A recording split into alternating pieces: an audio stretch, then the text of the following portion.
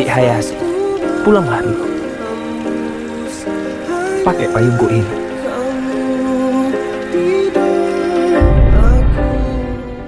Engkaulah Zainuddin yang akan menjadi suamiku kelak. Bila tidak di dunia, engkaulah suamiku di akhirat. Saya akan berkata berterus terang kepadamu. Saya akan jujur kepadamu.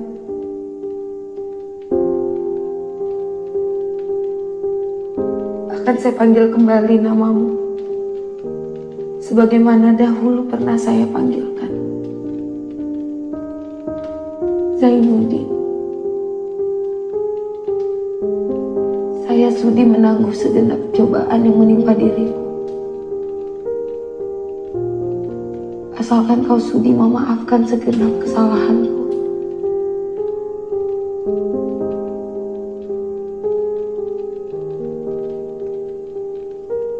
Maaf. Kau regas segenap pucuk pengharapanku. Kau patahkan. Kau minta maaf.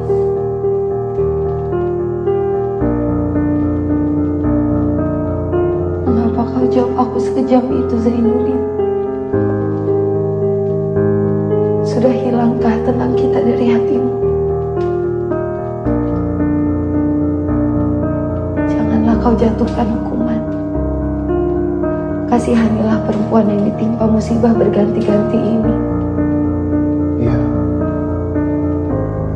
Demikianlah perempuan. Dia hanya ingat kekejaman orang kepada dirinya walaupun kecil. Dan dia lupa kekejamannya sendiri pada orang lain padahal begitu besarnya. Lupakah kau siapakah di antara kita yang kejam? Bukankah kau yang telah berjanji ketika saya diusir oleh Nidi mamamu karena saya asalnya tidak tentu, orang hina-hina tidak tulen Minangkabau? Ketika itu kau antarkan saya ke simpang jalan. Kau berjanji akan menunggu kedatanganku berapapun lamanya. Tapi kemudian kau berpaling yang lebih kaya raya, berbangsa, beradat, berlembaga, berketurunan. Kau kawin dengan dia. Kau sendiri yang bilang pada aku bahwa perkawinan itu bukan paksaan orang lain, tetapi pilihan hati kau sendiri. Hampir saya mati menanggung cinta Hayati. 2 bulan lamanya saya tergeletak di tempat tidur. Kau jemput saya dalam sakitku, menunjukkan bahwa tangan kau telah beringat, bahwa kau telah jadi kepunyaan orang lain. Siapakah di antara kita yang kejam, Hayati? Saya kirimkan surat-surat meratap menghinakan diri, memohon dikasih. Tiba-tiba kau balas saja surat itu dengan suatu balasan yang sesudi itu, tak termakan di ayam. Kau katakan bahwa kau miskin, saya pun miskin. Hidup tidak akan beruntung kalau tidak ada uang. Karena itu kau pilih kehidupan yang lebih senang, mentereng, cukup uang, berenang di dalam emas bersayap uang kertas. Siapakah di antara kita yang kejam, Hayati? Siapakah yang telah menghalangi seorang anak muda yang bercita-cita tinggi menambah otak, tapi akhirnya membuang jauh ke tanah Jawa ini, hilang kampung dan halamannya, sehingga dia menjadi seorang anak kuning yang tertawa di muka umum, tapi menangis di belakang layar. Tidak, Hayati, saya tidak kejam. Saya hanya menuruti katamu. Bukankah kau yang meminta di dalam suratmu supaya cinta kita itu dihilangkan dan dilupakan saja, diganti dengan persahabatan yang kekal? Permintaan itulah yang saya pegang teguh sekarang. Kau bukan kecintaanku, bukan tunanganku, bukan istriku, tetapi janda dari orang lain. Maka itu, secara seorang sahabat, bahkan secara seorang saudara, saya akan kembali teguh memegang janjiku dalam persahabatan itu, sebagaimana teguhku dahulu memegang cintaku.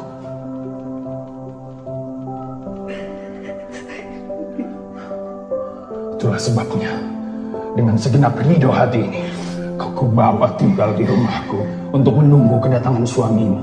Tetapi kemudian, bukan dirinya yang kembali pulang, tetapi surat cerai dan kabar yang mengerikan. Maka itu, sebagai seorang sahabat pula, kau akan kulepas pulang ke kampungmu, ke tanah asalmu, tanah Minangkabau yang kaya raya, yang beradat berlembaga, yang tak lapuk di hujan, tak lekang panas.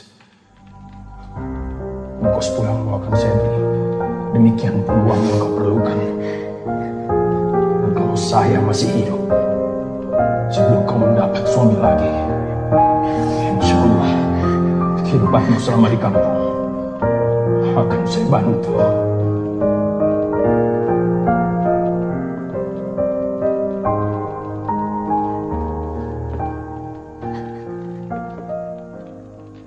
Zainuddin, itukah keputusan yang kau berikan kepadaku? Bukankah kau telah termasyhur di mana-mana seorang yang berhati murni? Tidak, saya tidak akan pulang. Saya akan tetap di sini bersamamu. Biar saya kau hinakan, biar saya kau pandang sebagai babu yang hina. Saya tak butuh uang berapapun banyaknya. Saya butuh dekat dengan kau, Zainuddin.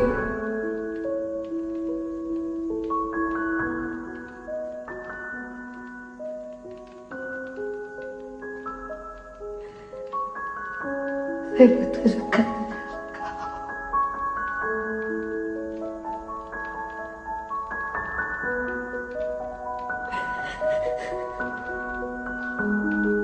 Tidak.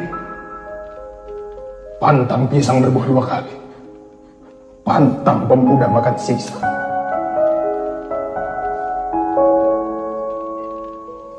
Kau mesti pulang kembali kepadamu. Biarkan saya dalam keadaan begini. Jangan mau ditumpang hidup saya. Orang tidak tentu asal. Negeri Minangkabau. Ada.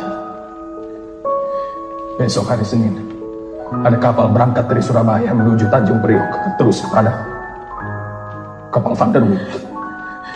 Kau menumpanglah dengan kapal itu pulang ke kampungmu.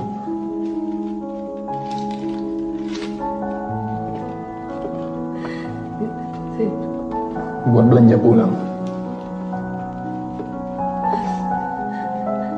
Bang Muluk akan mengurus semuanya. Saya tidak bisa mengantar. Saya harus pergi ke Malang menginap di sana ada urusan.